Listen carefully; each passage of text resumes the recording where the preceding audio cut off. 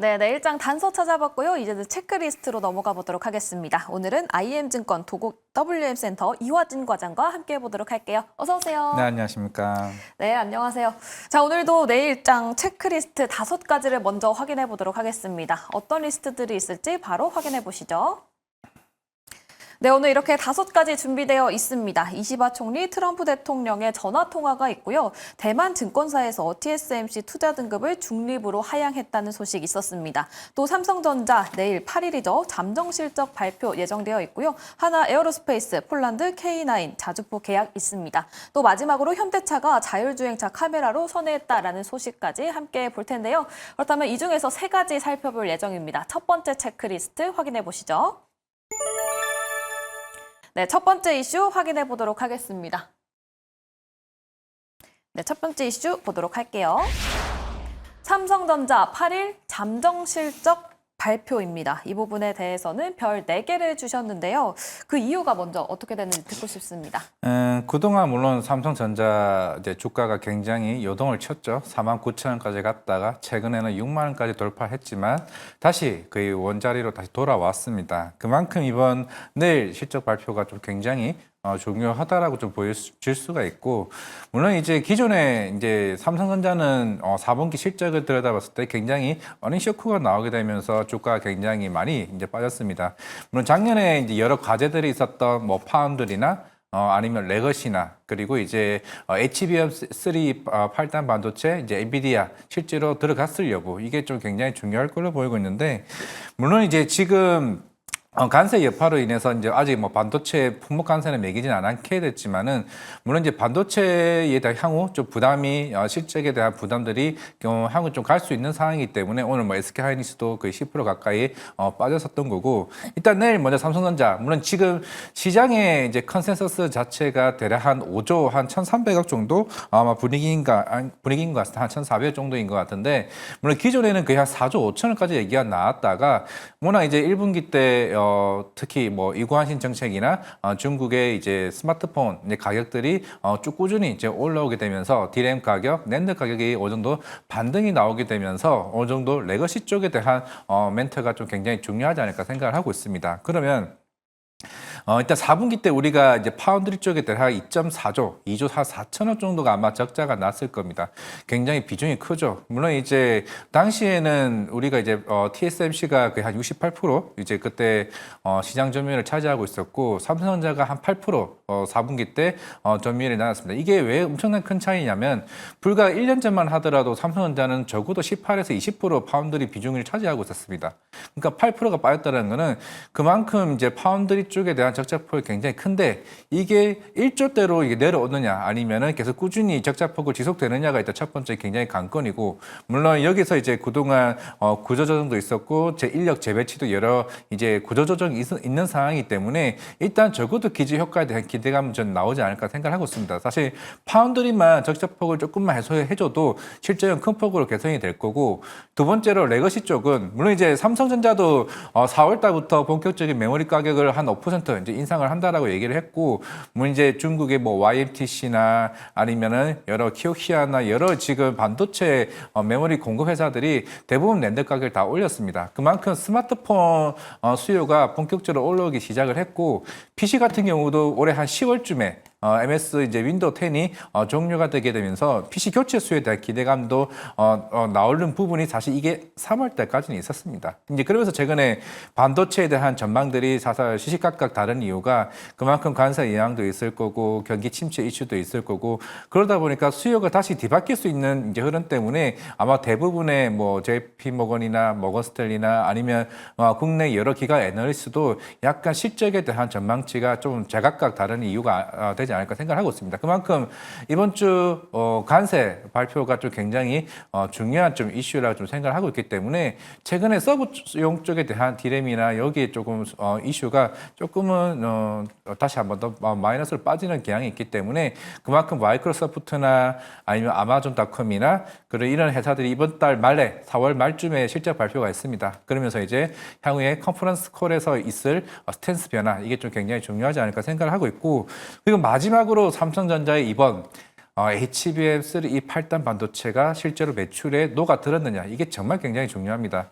물론 그전에는 HBM2 정도 중국에 들어가는 뭐 이 정도는 뭐 들어가긴 했는데 결국에는 8단 반도체가 들어가는 게 지난번 SK하이닉스의 실적 발표에 어닝 서프라이즈가 나왔고 그만큼 이익 마진 자체가 얼마나 커질 수 있는지를 보여줬기 때문에 내일 만약에 전년 실적 발표에서 만약에 5조 이상의 매출이 나오게 된다라고 하게 되면 영업이익이 나오게 된다라고 하게 되면은 반도체에 대한 그동안 주가가 많이 빠졌던 거에서 충분히 뒤돌아설 수 있는 턴어라운드가 좀 나올 가능성이 굉장히 크다라 좀 볼 수가 있을 것 같습니다.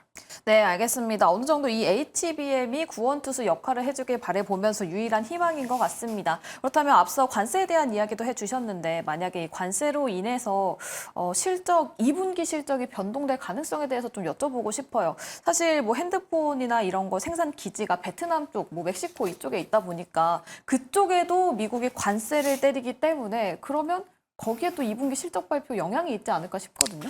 물론 이제 반도체 아직까지는 품목 관세를 매기진 않았고 물론 기존에도 상호 관세도 반도체는 제외되긴 했습니다. 근데 대신에 기본 이제 보편 관세가 10%가 이제 올라왔기 때문에 일단 가격 상승에 대한 부담은 있는 상황에서 이제 향후에 여러 이제 경기에 대한 이제 수요가 줄어들 수 있는 전망치가 있는 상황이기 때문에 그렇게 되면 반도체에 대한 분위기가 조금 뒤바뀔 수는 좀 있다 좀 생각을 하고 있습니다. 만약에 반도체와 의약품이 늦게 이제 품목 관세를 매긴다는 것 자체가 사실 트럼프 입장에서는 이번에 물론 이제 무역 적자에 대한 그 금액만큼에 관련해서 관세를 여러 각국에 좀 매겼던 상황이기 때문에 분명한 거는 트럼프 대통령은 제조업을 꼭 무조건 살려야 되는 상황이고 물론 최근에 자동차 산업을 25% 관세를 매겼고 그러면 그 다음 남은 게 반도체, 의약품, 에너지 쪽이라고 생각하고 있습니다. 이미 철강과 알루미늄 매겨놓은 상황이기 때문에 그러면 반도체, 마이크론도 지금 일본에 공장이 있습니다. 뭐 키옥시아도 마찬가지겠고 그러면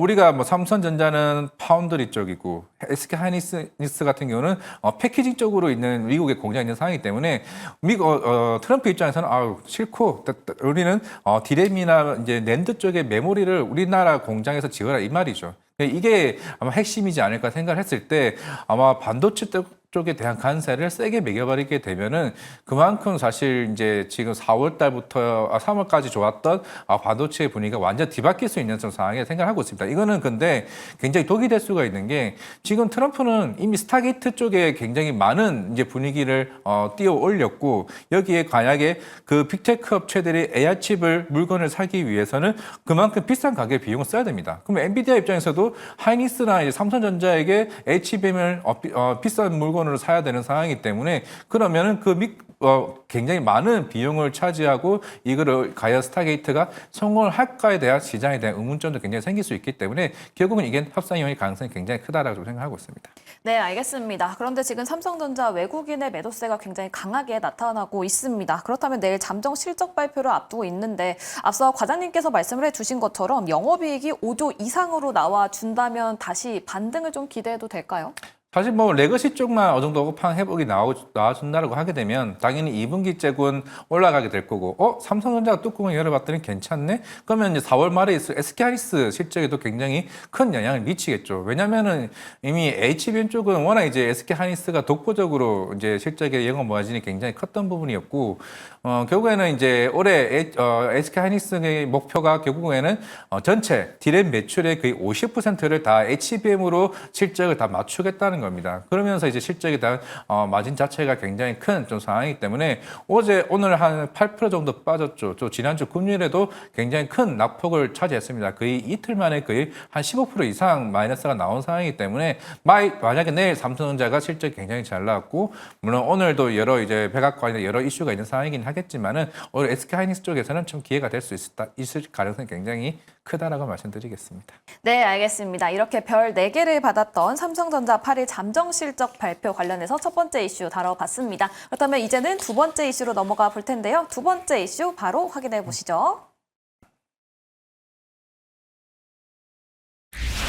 네, 두 번째 이슈 공개가 됐습니다. 이시바 일본 총리, 트럼프 미국 대통령 오늘 9시에 전화 통화를 한다라는 소식이 있었는데요. 아무래도 관세에 대한 이야기를 나누지 않았을까 싶습니다. 이 부분에 대해서 과장님께서는 별 4개를 주셨고요. 그 이유 들어보도록 하죠. 굉장히 크죠. 일본 시장은 이미 작년 8월 때 그때 이제 엔캐리 트레이드 이슈가 나오게 되면서 이제 본격적으로 금리 인상 이제 시기에 들어왔었고, 그러면서 이제 금리 인상을 했음에도 불구하고 물가 도리어 계속 꾸준히 좀 올라왔습니다. 물론 이제 전국 CPI가 있고 도쿄 CPI가 있긴 하지만은 전국 CPI 같은 경우는 거의 4.0%까지 굉장히 빠른 속도로 올라왔습니다. 그러면서 또 한번 금리 인상을 하게 됐는데, 근데 만약에 일본의 관세를 본격적으로 발효가 시작돼 버리게 되면은, 그러면 일본 입장에서는 금리를 더 빠르게 올려야 될 가능성이 있는 상황입니다. 그렇게 되면은 또 한 번 이제 엔캐리 트레이드 정산에 대한 시장의 부담감이 좀 생길 수밖에 없는 상황이기 때문에, 그러면서 이시바 총리가 빨리 이제 트럼프와 전화 통화를 하기 위해서 이제 하고 있죠. 그러면 이제 대략 1시간 반 정도 지났죠. 이제 시각에서 나왔던 지금 뉴스를 보게 되면은, 일단은 이시바 총리는 지금 한 5년 동안 전체적으로 미국에 투자한 국가 중에서 우리나라가 제일 많이 했다. 아마 우리가 12월 달에 기억하실 겁니다. 그때 이제 선정이 이제 소프트뱅크 회장님이 트럼프 이제 그때 대통령과 같이 후보자였죠. 같이 있었던 상황에서 1,000억 달러를 한 방에 쐈습니다. 그러면서 이제 옆에 있던 트럼프 대통령이 한마디 더 했죠. 1,000억 달러 더 투자해달라고. 그러면서 참고하겠다고 하면서 2,000억 달러까지 투자를 해왔다고 얘기했습니다. 그럼 대략 그 규모만 하더라도 한 200조가 넘는 좀 상황이고, 물론 전체적으로 지금까지 5년 넘게 보면은 거의 1,000조가 넘는 이제 AI 쪽이나 미국에 투자를 한 상황이기 때문에, 우리는 너네들한테 엄청나게 많은 투자를 해왔는데 관세에 대해서 다시 한번 생각해 달라고 이시바 총리가 전화를 걸었던 것 같고, 그 이후에 이제 전화 통화 나왔는데 결국에는 빨리 만나자라고 얘기하는 것 같습니다. 빨리 만나서 우리 관세에 대해서 충분한 얘기를 좀 나눴으면 좋겠다. 물론 오늘 통화가 뭐 결과가 나오지는 않았던 것 같습니다. 물론 이제 이따가 한 우리나라 시간으로 새벽 3시 반에 트럼프 대통령이 기자회견을 좀 아껴두고 있는 상황인데, 물론 지금 이제 트위터에서 올라온 거를 이제 감안을 했을 때 일단은 트럼프 대통령 똑같은 말을 할 것 같습니다. 인플레에는 아무런 영향은 없다. 그러니까 너네 연방준비위원회에서는 빨리 금리 인하해라. 그러면은 내 임기 이내에는 우리 다우지수나 이제 나스닥은 최고치를 경신하게 될 거다. 이런 좀 고지스러운 멘트가 나오게 된다라고 하게 되면은, 지금 특히 나스닥 선물 중에서는 그 3%, 5%까지 빠졌다가 나름 마이너스 1%까지 많이 줄여왔거든요. 이게 줄여오긴 했는데 실제로 관세에 대한 연기를 할지 여부는 아직까지 모르겠습니다. 그러니까 내일 새벽 사이에 큰 변화가 좀 생기지 않을까 생각을 하고 있는데, 저는 개인적으로 물론 베트남도 마찬가지겠고 유럽 쪽도 일단은 협상의 의지가 있는 상황에서 빠르게 여기서 어느 한 국가가 협상이 나오고 나서 관세에 대한 인하가 나오게 된다라고 하게 되면은 그만큼 시장은 빠르게 돌릴 가능성이 저는 굉장히 크다라고 보고 있기 때문에, 물론 이제 이 이시바 총리와 별표 4개를 준 거는 그만큼 지금 발등에 불이 떨어졌다는 좀 시그널이 아닌가 좀 생각을 하고 있습니다. 그렇다면 과장님, 협상의 결과가 좀 오래 걸린다면 그때까지 지수 반등은 좀 오랜 시간이 걸릴 것이다라고 생각을 해봐도 좋을까요? 만약에 관세 유예가 된다라고 하게 되면 좀 단기적으로는 숨통을 쥐어줄 수는 있긴 하겠지만은, 그러면 우리는 또 한 번 이 불확실성을 계속 좀 오랫동안 가져가야 되는 불안감이 있는 상황입니다. 우리가 물론 2월 달에 뭐 한 달 유예했죠. 그러면서 또 3월 때도 또 한 달 유예돼서 이제 4월 2일까지 왔습니다. 그러면서 더 강한 이제 상호 관세 부과가 시장에서 얘기가 나왔던 거고, 그러면 만약에 4월 9일 날 이제 상호 관세가 부과되기 이전에 이제 불과 이틀밖에 남진 않은 상황에서 중국 같은 경우는 난 모르겠고 바로 보복관세 때려버렸습니다. 사실 중국은 이미 내수 소비 진작 정책으로 인해서 경기 부양책을 하면 다시 되는 상황이고, 특히 EU나 아니면은 베트남 같은 경우는 그만큼 빠르게 이제 수출 성장이 올라왔던 이제 국가이기 때문에, 그러면 우리도 너와 관련된 충분히 우리는 투자를 하겠다라고 하는 국가만 나와주게 된다라고 하게 되면은 충분히 기회는 있을 건데, 생각보다 이게 관세 이슈가 오래 가게 된다라고 하게 되면은, 물론 이번 주 CPI 발표는 충분히 물가는 잡을 수는 있지만은 다음 달에 있을 4월 CPI 같은 경우는 굉장히 시장에 스태그플레이션에 대한 우려도 좀 나올 수 있는 측면이기 때문에, 시장에서 가장 좋은 거는 뭐 관세 빨리 협의하고 어느 정도 시장에 대해서 안정화 찾는 게 좀 굉장히 중요하지 않을까 생각을 하고 있습니다. 네, 알겠습니다. 이렇게 두 번째 이슈 함께 봤는데요. 지금 댓글창에서 청국소년님께서 이시바에서 왜 된소리가 들렸지라는 댓글이 올라와 있었지만 아니라는 점 다시 한번 말씀드리도록 하겠습니다. 그렇다면 세 번째 체크리스트로 넘어가 보시죠. 세 번째 이슈 확인해 보도록 할게요. 네, 세 번째 이슈입니다. 하나 에어로스페이스 폴란드 K9 자주포 계약건에 대해서 이야기해 볼 텐데요. 이거에 대해서는 우리 과장님께서 별을 3개 주셨습니다. 그 이유 바로 들어보도록 할게요.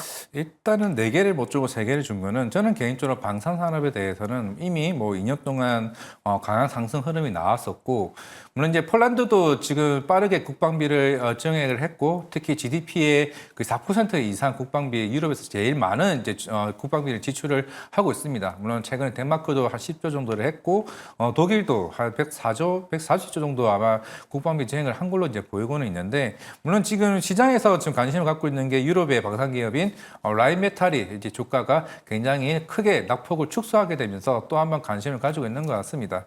물론 지금 트럼프도 여러 방위 분담비 이슈가 있는 상황이고, 특히 나토 국가들에게 협상에 대한 여지가 결국에는 우리 방산 기업들에게 너네 수입을 해라, 뭐 이런 압박적인 흐름도 굉장히 있는 거겠죠. 럭히드 마틴이나 여러 업체들도 있는 상황이기 때문에, 대신에 우리나라 같은 경우는 물론 이제 현대로템 같은 경우가 K2 전차 이미 작년 9월부터 이제 계약 얘기가 서서히 나왔다가 계속 지연됐습니다. 그러면서 2월 얘기 나왔다가 또 4월에 얘기가 나왔는데 또 계약이 또 지연되는 좀 이슈가 나오면서 특히 방산 기업은 좀 굉장히 고민이 많을 수밖에 없는 상황인데, 물론 지금 유럽에 있는 나토 사무총장이 최근에 얘기가 나왔던 게 유럽 국가들의 방산 경쟁력에 대해서 계속 꾸준히 제기를 하고 있는 상황입니다.